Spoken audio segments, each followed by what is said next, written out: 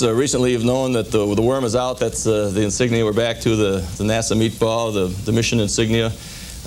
We manned up a half hour earlier than crews normally do. Since we had a short launch window, we agreed to go out a half hour earlier to allow us to work any crew equipment problems we could conceivably have.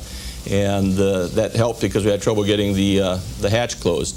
The weather was trying not to cooperate, but ultimately it did. And I believe it was about 40 minutes late. We got the engines ignited, the boosters lit off, and we were on our way.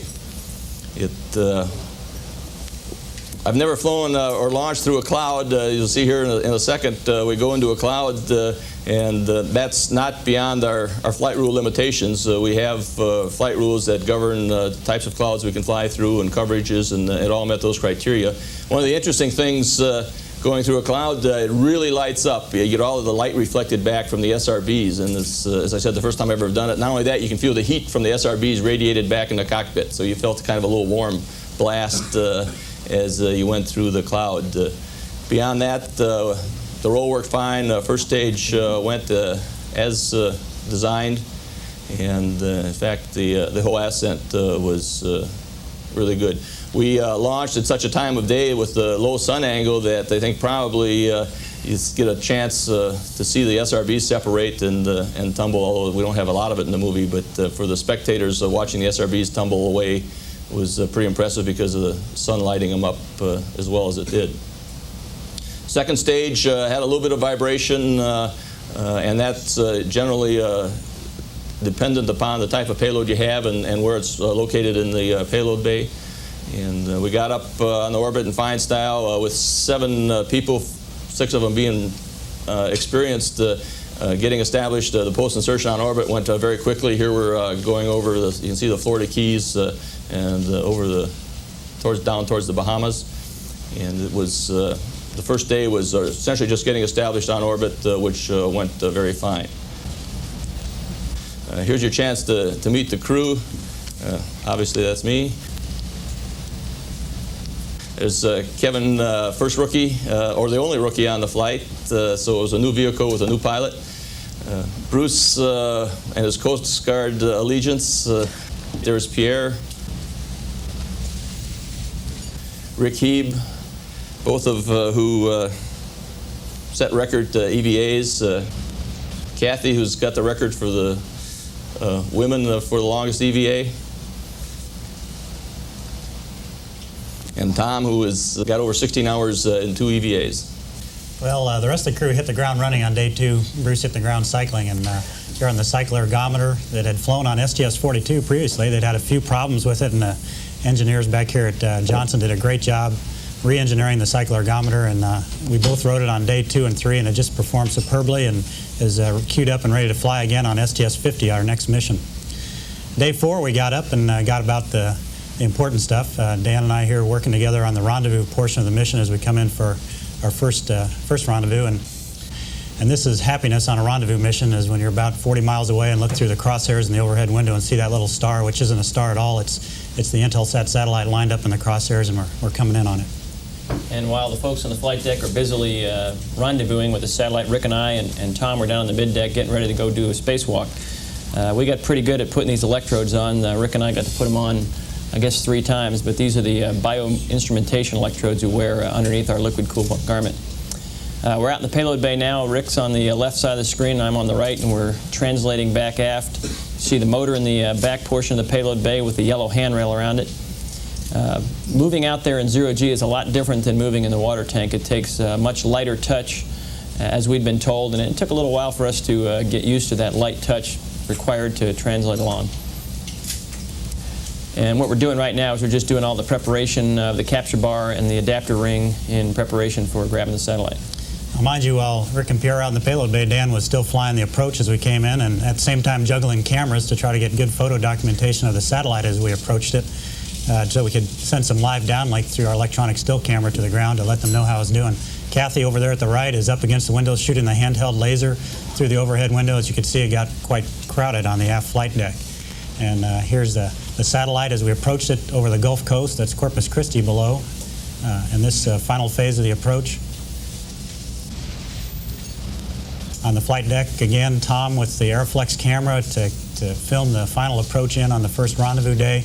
And here's the results of his work. As you can see, the satellite perched about 30 feet above the bay. As we were getting into close proximity to the satellite, Rick was going ahead and preparing the capture bar, and Pierre went ahead and put a foot restraint attachment device on the end of the RMS. Once he got the attachment device on, he hopped on board the arm, and here you can see he's hanging by his heels as we get in closer to the Intelsat to apply the capture bar. The last part of this, after we rotated him in, we rotated the arm right up into a more of a vertical position. Pierre went ahead and moved the capture bar to a horizontal and started to make his attempts to attach it. And this is a view from the elbow camera, and I believe this is the very first attempt on the first day. And as Dan mentioned, it was a very dynamic situation, and it was something that I'm not sure we could really train for very well, particularly with hindsight. It's a very dynamic situation, and trying to put all those elements together in 1G to try to simulate 0G is very difficult, and we found that out. We also found out with that first attempt that the spacecraft was not quite as stable as we had anticipated, and the first time I touched it, it started coning off a little bit. This is another attempt on the first day, and you see in position, getting ready to put the bar on, and this time the satellite's in a little bit of a coning motion, so we were having to I was having to con Bruce in and have him move me around quite a bit to get me in position. Had no luck with this attempt. See some motion of the arm as I try to put the bar on. And then I think what you're going to see is the last try on the second day. The first try on the second day was probably as good as we could have done it. And we actually got the bar up and got it up against the pads and actually about half the rotation of the spacecraft, but couldn't get the latches to fire. At this point, we've got the satellite down to basically no rotation, and I tried to put the bar on using the manual fire triggers, and I just couldn't hold the bar up quite tight enough to the ring to get the manual latches to fire, or to get them to grab. And after I touched it this time, you can see the spacecraft started kind of tumbling in a little different manner, and we kind of put it in a flat spin. So now it's rotating about an axis 90 degrees from its normal spin axis. And there's a shot out the aft flight deck window of what it looked like to Dan and those guys. You can imagine at this point we were all scratching our heads and pretty disappointed and starting to think about what was next. While in the MCC, they had the same reaction. And these are the Capcoms and then some of the flight directors, Al Pennington and Phil Engeloff, and right away they said, well, let's start going to work seriously on what we're going to try next. And here's a Tiger team that was assembled to come up with another way to do business. And you see a lot of the engineers in one of the back rooms, and they're putting some plans together and figuring out, okay, how are we going to do it? What's next? Can we fit 3 people in an airlock? And all the questions that were addressed in those couple days. And on board, on the in-between day, we went ahead and put our suits on. There's Pierre and Tom already in the airlock. And then I was out in the middeck in the early part of this setup on my umbilical, and then tucked my feet in and sort of we folded me into the airlock along with Tom, and Pierre and Kathy came down and got the airlock closed. We just checked everything out that we could check out, and we all fit, which we were pretty happy to see that it worked that way. Once we proved that we could all fit, then the next question is, well, how exactly are we going to use these 3 people? And back on the ground in the water tank, they had 3 folks in the wet F, and you see them there and off on the left, and then in the center of the picture and to the right on the end of the arm with all the divers, and making sure that they knew what they wanted to do with 3 folks. And when they called up the plan, we were very pleased to hear how they'd set it up. And so you see here, this is how it looked on orbit, essentially the same picture. Kind of a neat shot here shows the satellite coning, and you see that it's misaligned with the orbiter axis in this picture, but as it cones and wobbles around, Dan had it psyched out and lined up so that it would come and present a flat side to us every 3 minutes or so is what it turned out to be. And we were talking among ourselves, okay, who's lined up now? You know, if Rick's lined up with his grapple point, where is it to Tom and where is it to Pierre? And so we got in agreement on exactly what the configuration was going to be when it was time to make the grab. And then it was just a matter of sitting there and waiting for it to slowly rotate around. It seemed like it was moving extremely slow. It took forever already. At this point, we had no idea how long we were going to spend holding on to it. Bruce is operating the arm in response to Pierre's hand motion, signaling up, down, left, right. And on this picture, you can see clearly Pierre motioning to Bruce to raise him up a little bit so that we'd all 3 be in position. And and slowly we came around to just the right orientation, and what I was going to say was ready, ready, grab, and it turned into wait, let's do it. And I've concluded that's what happens when you put a civilian out there. As you can see, the guys in the flight deck were really happy there once we'd made the grab, and I'm sure this is a point where all you folks on the ground, after watching us for a few minutes, were going, well, they've got it and they don't know what to do with it. And because of the wobble of the spacecraft as it came in, we ended up having to rotate it a third of a revolution around. Turns out we did that at about the same speed a minute hand moves around the clock, so it was slow.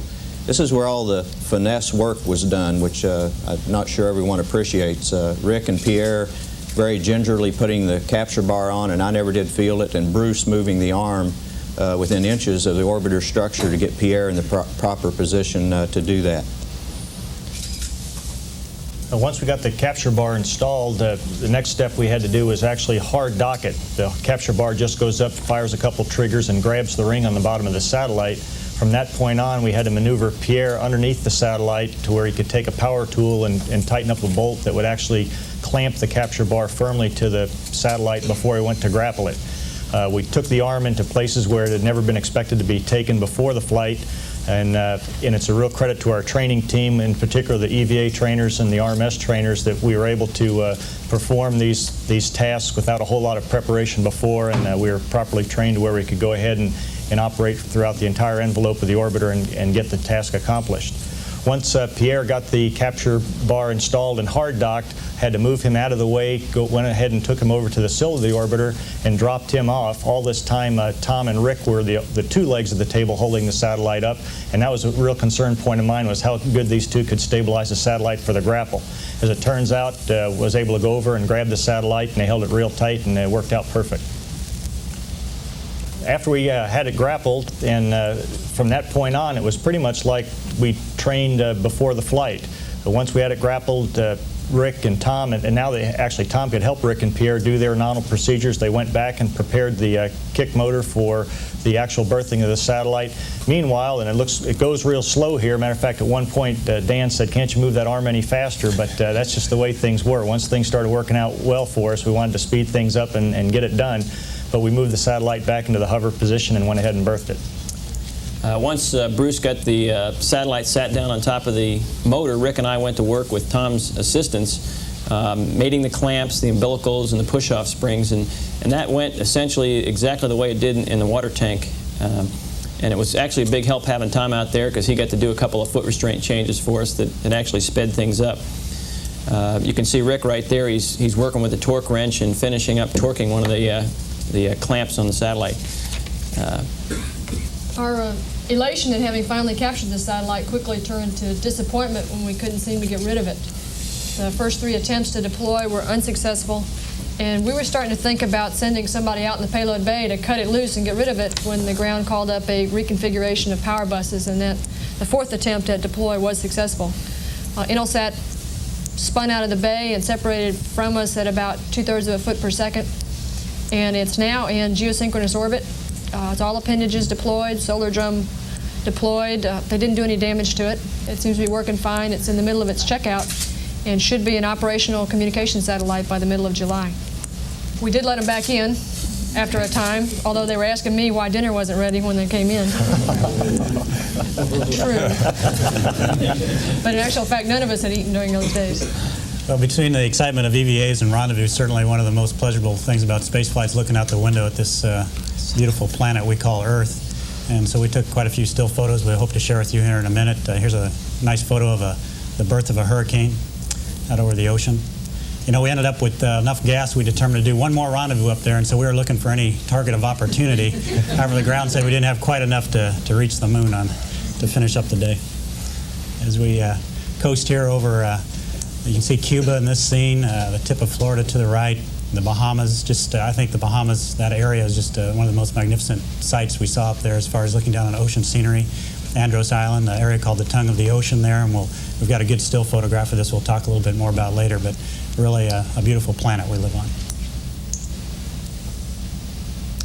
After 3 EVAs, by the morning of our 4th EVA, we pretty much had the preparation procedures down pat, and most of the crew was trained in how to do that. This is a shot of me before I got in the suit using the zero-G technique of getting the air bubbles out of our water bottles that we carried in our suit, and that water and a little food stick is all the water or food we had during the time that we were outside.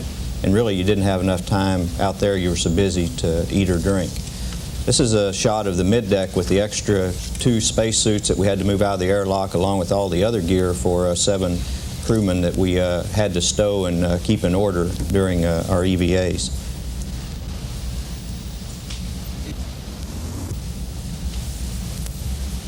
Inside the airlock, one of the first things I noticed was how much more room there was in there with just Kathy and not Rick and Pierre in there with me.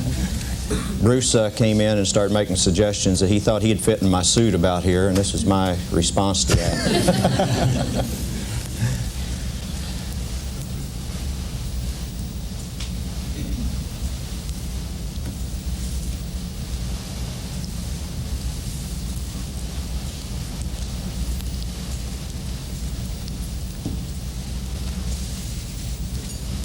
I was quite happy to get a chance to go out after having dressed them up and send them out to play the day before. I thought it was nice that I would get a turn to do that. Climbing this pole for the first time was actually kind of a thrill. As you can see, it's moving around as I'm climbing it. I'm holding on very tightly with my hands and my feet. But in actual fact, it was very easy to do that. Movement was quite easy out there. The harder part is stopping. And I was moving slowly so that I wouldn't go squirting off the top when it came time to stop. As the Earth goes by below you, if that's all you can see, you get the sensation that you're pitching, because the scene is moving in front of you, and your body's not moving, but it sort of seems that way. We built half a bay of truss, which was half of a cube, about 14 feet on a side. Moving those members, 14 or some as long as 25 feet, was kind of interesting when you're only handling it from one end. To make those joints, the EVA joints, you had to be very precise in your positioning of the strut, and as it turns out, it was, rather than positioning it very precisely, you just sort of waited until it drifted through the right position, and if you were lucky, you could slam it in when it was just right. It was far easier to do an operation like you see here, where there was one of us on each end of a strut. One of the Space Station Freedom Assembly tasks that we were trying to accomplish up there was to be able to mate 2 large structures. So what we did was we pulled out the MPES here with the arm, which is the multi-purpose experiment support structure. Tom and Kathy went ahead and built some legs on this structure, and then we went ahead, using voice commands only, tried to attach the legs off the MPES with the structure that they built, the big fixture back in the back of the payload bay, and tried to dock those together just using voice commands. And this is after doing that pallet attach technique, going ahead and stowing the equipment in our toolboxes we had there on the platform, the MPES.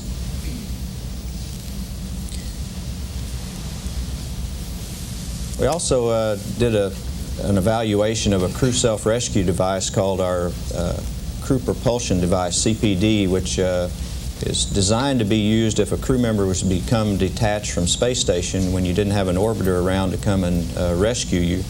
It's a modification of the old handheld maneuvering unit we used during Gemini and Skylab days. It's a nitrogen gas device that has small jets that you can use to rotate your body and to translate. It turned out the rotation and translation worked quite well. The problem was that we saw rather quickly was in determining what direction you were rotating in the payload bay, and then to put that one in the proper position to stop it. Our pre-flight plan was for 2 ASIM EVAs, and on the first one, Tom and I were to build the structure, and on the second one, Rick and Pierre were to take it down. Since we were cut down to only 1 ASIM EVA, Tom and I also had to disassemble the structure. The flight crew got tired of saying they couldn't go outside, hearing we couldn't go outside, so Dan decided to demonstrate that we were capable of, well, maybe they made the right decision not sending us outside. We had a little stress relief here after the intense mission, and on the day before coming home, we were doing a little fluid dynamics here, in this case with some Kool-Aid and lemonade droplets, and letting them float together and mix in zero gravity, and then Bruce shows the alternative method of drinking fluids in orbit.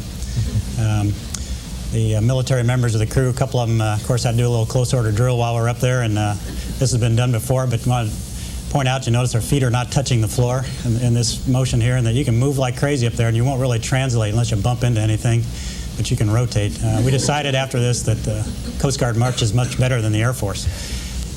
Pierre, living out one of his Walter Mitty dreams here to one day become a magician, demonstrate a little levitation here of KT off the middeck floor. Ollie Lack, he said, was the hula hoop to run down the length of her body to prove there are no hidden wires or strings attached. And KT, after her hard EVA the day before, decided to show us how she prefers to unwind on orbit after a stress-filled day.